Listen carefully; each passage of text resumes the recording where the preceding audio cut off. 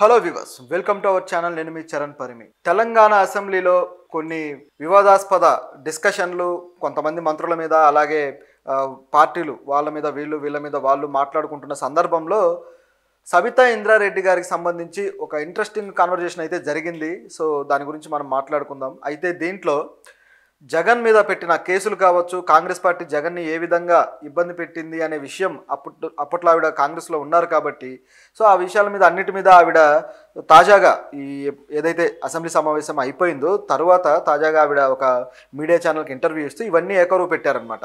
అసెంబ్లీలో ఆవిడ మీద వచ్చిన ఆరోపణలు, అలాగే గతంలో ఆమె పార్టీ నుంచి దూరం కావడానికి జరిగిన కారణాలు, ఆ ప్రయత్నాలు అవన్నీ కూడా బయట పెట్టారు. సో అయితే ఆవిడ మీద వచ్చిన ఆరోపణలు ఏంటి, వీటిలో నిజమెంత, ఆవిడ చెప్పిన దాంట్లో నిజమెంత, ఇవన్నీ మనం ఇప్పుడు డిస్కస్ చేద్దాం. సబితా ఇంద్రారెడ్డి గారు గతంలో వైఎస్ఆర్ గవర్నమెంట్లో చాలా కీలకమైన వ్యక్తి. ఆవిడ హోమ్ మినిస్టర్గా కూడా చేశారు. వైఎస్ఆర్ క్రియేట్ చేసిన బ్రాండ్లో ఈవిడ కూడా ఆయన కోటరీలో ఒక వ్యక్తి అనమాట. ఆయన చుట్టూ కొంతమంది ఎప్పుడు కూడా ముఖ్యమైన వ్యక్తుల్ని పెట్టుకొని మెయింటైన్ చేస్తూ ఉంటారు కదా. సో ఆ ముఖ్యమైన నలుగురు వ్యక్తుల్లో ఈవిడ కూడా ఒకరు. సో ఆవిడకి మొదటిసారి మహిళకి హోమ్ మినిస్టర్ పదవి ఇవ్వడంతో వైఎస్ఆర్ గారు ఒక ఛాలెంజింగ్ డెసిషన్ తీసుకున్నారు అని చెప్పేసి ఆ రోజుల్లో ఆయన మీద కొంత సర్ప్రైజ్ కూడా అయ్యారు అందరూ. సో అయితే ఆవిడ ఎలా పరిపాలిస్తుంది, హోమ్ మినిస్టర్గా ఏం చేస్తుంది అని చూస్తే పర్వాలేదు, అంటే వెనకాల వైఎస్ఆర్ ఉండి నడిపించారు కాబట్టి ఆవిడ తనదంటూ ఒక ఇమేజ్ అయితే సృష్టించుకోగలిగారు. సో దాదాపు 20 సంవత్సరాలు కాంగ్రెస్లోనే ఉన్నారు ఆవిడ. సో అలా కాంగ్రెస్ నుంచి అనేక పదవులు కూడా అనుభవించారు. అయితే ఈ విషయంలో ఇప్పుడు ఆవిడ బీఆర్ఎస్ పార్టీలో ఉన్నారు, బీఆర్ఎస్ పార్టీ ఎమ్మెల్యేగా ఉన్నారు. సో అయితే ఆవిడ ఎప్పుడైతే బీఆర్ఎస్కి వెళ్ళడము, తర్వాత అక్కడి నుంచి ఆవిడ అంటే రాష్ట్రం ఉమ్మడి ఆంధ్రప్రదేశ్ నుంచి ఎప్పుడైతే రెండు విడిపోయాయో రాష్ట్రాలు, ఆ తర్వాత ఆవిడ రాజకీయ ప్రస్థానం అంతా తెలంగాణలో ఈ విధంగా ఈ బీఆర్ఎస్ పార్టీ తరపు నుంచి సాగింది. సో ఇలా జరిగితే ఇక్కడ ముఖ్యంగా చూసుకోవాల్సిన పరిస్థితి ఏంటంటే ఆవిడ మీద అసెంబ్లీలో కొన్ని వాదనలు బయలుదేరాయన్నమాట. అదేంటంటే సబితా ఇంద్రారెడ్డి గారు పదవుల కోసం ఆశపడి, పదవులకి కక్కుర్తిపడి ఆవిడ ఇట్లా పార్టీలు మారారు, కాంగ్రెస్ పార్టీ ఆవిడకి ఏం తక్కువ చేసిందని చెప్పేసి బట్టి విక్రమార్క డిప్యూటీ సీఎం ఈయన క్వశ్చన్ చేయడం జరిగింది. సో ఎందుకంటే ఈ స్థాయి లీడర్ క్వశ్చన్ చేసేసరికి ఆవిడ కూడా కాస్త ఎఫెండ్ అయ్యారు, ఏంటి ఈ విధంగా అడిగారు అన్నట్టుగా. సో అంటే బీఆర్ఎస్ ఒకరినొకరు విమర్శలు చేసుకుంటూ వస్తున్నారు కదా, ఈ రైతులకు సంబంధించిన ఈ పెన్షన్ల విషయంలో సరిగ్గా అందరికీ రాలేదని బీఆర్ఎస్ ఆరోపణలు చేయడం కావచ్చు, ఇట్లా కొన్ని ముఖ్యంగా ఈ గ్రూప్ ఉద్యోగాలకు సంబంధించి ఇలాంటివన్నీ అన్నిటి విషయాల్లో బీఆర్ఎస్ చాలా బలంగా పోరాడుతూ అసెంబ్లీలో ప్రభుత్వాన్ని బాగా కార్నర్ చేసే ప్రయత్నం చేస్తుంది. ఇంకా బీఆర్ఎస్ పోరాటం ఏ స్థాయిలో ఉందంటే ప్రభుత్వం కూడా కంగారు పడే స్థాయికి వెళ్ళిపోయిందనమాట.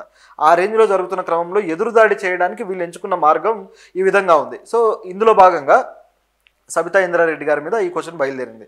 సో ఆవిడ మొత్తం మీరు పదవులు అనుభవించారు, అన్నీ చేశారు, ఇంతకంటే తక్కువ ఏముంది, మీరు ఎందుకు పార్టీ మారారని చెప్పేసి ఆయన నిలదీసి దాంతో ఆయన కంటిన్యూ చేస్తూ ఆవిడ పార్టీ మారుతున్న సందర్భంలో కూడా నేను వెళ్ళి ఆవిడని బతిమాలాను, మీరు పార్టీ మారద్దు, పార్టీ మీకేం తక్కువ చేయలేదు కదా, ఉండండి, తర్వాత కూడా అవకాశాలు వస్తాయి, మీరు అడగకుండానే మీ ఇంట్లో మళ్ళీ ఒక ఎంపీ సీటు కూడా ఇవ్వడం జరిగింది, ఇన్ని చేసినా కూడా మీరు ఎందుకు ఇట్లా మారుతున్నారని చెప్పేసి రిక్వెస్ట్ చేశాను అని చెప్పేసి బట్టి విక్రమార్క గారు కూడా అన్నాడు.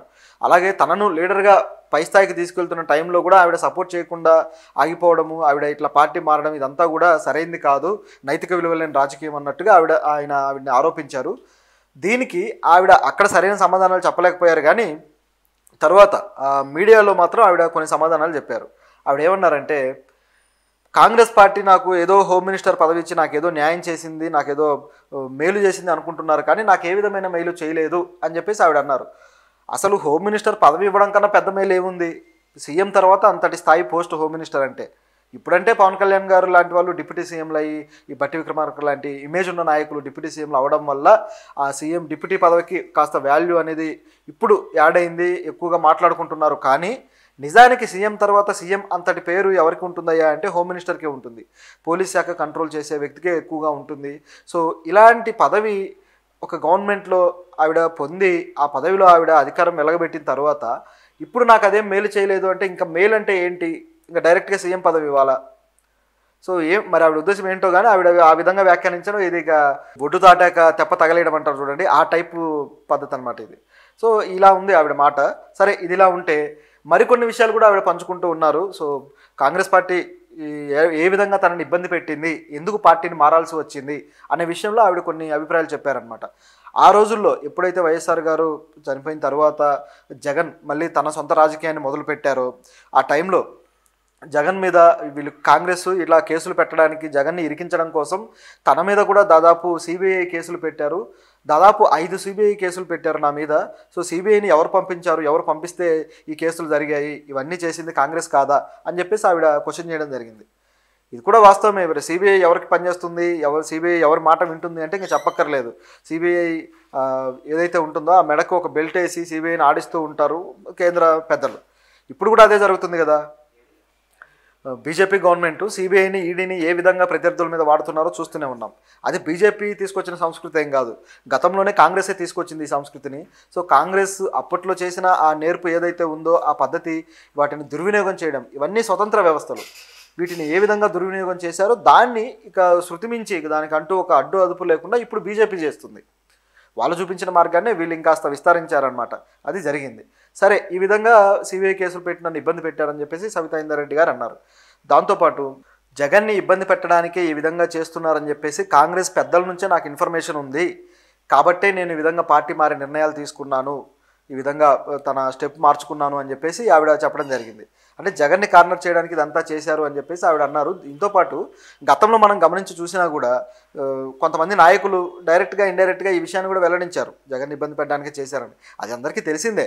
ఇప్పుడు కాంగ్రెస్ మంత్రి, మాజీ మంత్రి శంకర్రావు ఆయన కూడా ఒక మాట అన్నాడు, సోనియా ఆదేశాల మేరకే జగన్ మీద యాక్షన్ తీసుకుంటున్నారు సిబిఐ వీళ్ళు అని చెప్పేసి ఆయన కూడా ఆరోపించడం జరిగింది. తర్వాత జగన్ మీద పెట్టిన కేసులు కూడా అనేక కేసులు వేరే వేరే వ్యక్తుల చేత ఈయన కూడా ఒక పిటిషన్ వేశారు జగన్ మీద. సో ఇది కూడా నేను సోనియా ఆదేశాల మేరకే నేను ఈ విధంగా వేశాను అని చెప్పేసి ఆయన అన్నాడు అనమాట. ఈయనే కాదు, గతంలో కూడా కాంగ్రెస్ ఉమ్మడి రాష్ట్రాలకు సంబంధించిన వ్యవహారాల ఇన్ఛార్జ్ వీరప్ప మొయిలీ, ఆయన ఆంధ్రప్రదేశ్కి సంబంధించి ఏ టాపిక్ ఉన్నా సరే, ఏ వివాదం ఉన్నా సరే ఢిల్లీ నుంచి పరిగెత్తుకుంటూ వస్తాడు, వచ్చి ఇక్కడ సద్దుమణిగేలా ఆయన ప్రయత్నాలు చేస్తూ ఉంటాడు. ఏదైనా వాదాలు వివాదాలు ఉన్నా సరే వాటి మీద ఆయన ఒక పంచాయతీ చేసి సద్దుమణిగేలా చేస్తాడు. సో ఇది ఆయన స్టైల్ అనమాట. కాంగ్రెస్లో ఇది ఒక వ్యవహారాల శాఖ ఉండి వీళ్ళందరూ, ఇప్పుడు ఆజాద్ కావచ్చు, ఈయన కావచ్చు, మొయిలీ కావచ్చు, వీళ్ళంతా ఆ విధంగా చేస్తూ వస్తుంటారు. ఇది సబితా ఇంద్రారెడ్డి గారు తన గురించి కాంగ్రెస్ పార్టీ ఎందుకు మారాల్సి వచ్చిందనే విషయం చెబుతూనే జగన్ని కూడా ఏ విధంగా ఇబ్బంది పెట్టిందనేది వెల్లడించడం జరిగింది. దీంతోపాటు చివరిలో ఒక మాట అన్నారు అనమాట. ఏంటంటే రేవంత్ రెడ్డికి అసలు మహిళలంటే గౌరవం లేదు, కాంగ్రెస్ పార్టీలో మహిళలను ఆయన గౌరవించడు, సో అందుకే ఆయన పరిపాలన ఈ విధంగా ఉంది, మహిళలకు కూడా ఇబ్బందులు ఎదురవుతున్నాయి అన్నట్టుగా ఆవిడ మాట్లాడారనమాట. సో మొత్తానికి ఆవిడ బీఆర్ఎస్ స్టాండ్తో ఏ కౌంటర్లు వేయాలో ఆ కౌంటర్లకు తగ్గట్టుగా తన ఇంటర్వ్యూను సాగించారు. సో ఇక దీనికి కౌంటర్గా కాంగ్రెస్ కూడా ఒక ప్రయత్నం చేసింది. ఏంటంటే బీఆర్ఎస్ ముఖ్యంగా చాలా విపరీతంగా యాక్టివ్గా ఉంది, చాలా బాగా సోషల్ మీడియాలో ట్రెండింగ్గా వెళ్ళిపోతున్నారు, ప్రభుత్వాన్ని కార్నర్ చేయడంలో వాళ్ళు చాలా ముందున్నారు, సో దీన్ని అడ్డుకోవడం ఎలా అని చెప్పేసి ప్రభుత్వానికి కాస్త తలనొప్పి అయిందనమాట. దీనికోసం ప్రభుత్వం ఏం చేసిందంటే, ఇప్పుడు రేవంత్ రెడ్డి గారు ఒక సలహా ఇచ్చారు. ఏంటంటే అంటే శ్రేణులకి, వాళ్ళ సోషల్ మీడియా శ్రేణులకి ఏమని ఇచ్చారంటే, సునీల్ కనుగోలుకి మన సోషల్ మీడియా బాధ్యతలు అప్పచెప్దాము, ఆయన అయితే బాగా డీల్ చేస్తాడని చెప్పేసి వాళ్ళకి అప్పచెప్పినట్టుగా తెలుస్తుంది. సో కాంగ్రెస్ సోషల్ మీడియా ఇక నుంచి అగ్రెసివ్గా మళ్ళీ ముందుకు వెళ్ళబోతుంది.